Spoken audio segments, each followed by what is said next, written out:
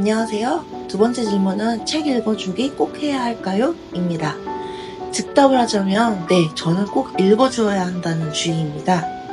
여러분, 하루 15분 책 읽어주기의 힘이라는 책을 알고 계신가요? 저자는 책 읽어주기가 부모 자식 간의 소통을 원활히 하고 애착을 강화한다고 주장합니다. 물론 부모의 입장에서는 책을 매일 읽어주는 게 쉽지 않죠. 귀찮고 힘들고 피곤할 때도 있어요. 저 역시 그래요. 하지만 책 읽어주기가 정착되면 아이들이 먼저 기다립니다. 선생님, 오늘은 책 읽어주기 안 해요? 라고 물어보거나 오늘 힘들어서 책을 못 읽어주겠다고 하면 크게 아이들이 실망을 하는 눈치예요. 집에서도 잠들기 전에 엄마, 이제 책 읽어주기 할 시간이야 라고 꼭 얘기하고요. 그럴 때면 책 읽어주기를 잘했다는 생각이 듭니다. 제가 생각하는 책 읽어주기의 첫 번째 장점은요, 책에 대한 좋은 인상을 갖게 됩니다. 엄마가 읽어주는 책, 선생님이 읽어주는 책에 대한 좋은 인상이 심어지고 다음에는 어떤 책을 읽을지 기다립니다. 저희 둘째 아들은 학교에서 알뜰장터에서 엄마가 읽어줬으면 좋겠다면서 책을 사왔고요.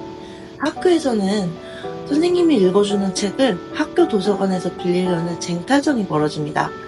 책이 좋다는 징표죠. 두 번째, 책에 대한 거부감이 사라진다는 점입니다. 솔직히 엄마가 선생님이 들려주는 책 귀로 듣고 이해하는 거 직접 읽는 것보다 쉽죠. 그래서 아이들이 책 읽어주는 시간을 상당히 편하게 느낍니다. 하지만 제 입과 목이 다소 아프다는 단점은 있지만요. 아이들이 책을 편하게 느낄 수만 있다면 가치가 있다는 생각이 듭니다. 하루 30분 해주려고 노력하는데요. 힘들면 15분만 합니다.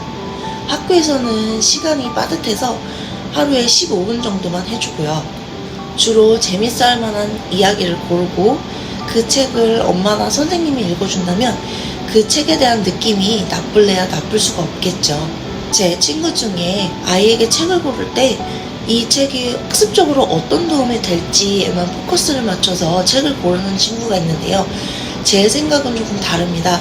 책에 대한 거부감을 낮추고 책에 대한 좋은 인상을 심어주는 게 초등학교 시기에서 꼭 필요하다고 생각합니다. 그래서 아이들에게 이 책이 어떻게 기억될지, 이 책을 좋아하게 될지에 대한 포커스를 더 맞춥니다. 오늘은 책 읽어주기에 대해 알아봤습니다. 다음 시간에는 어떤 책을 읽어주면 좋을까? 이야기 나눠보겠습니다. 시청해주셔서 감사합니다. 궁금한 점, 고민, 댓글에 남겨주세요.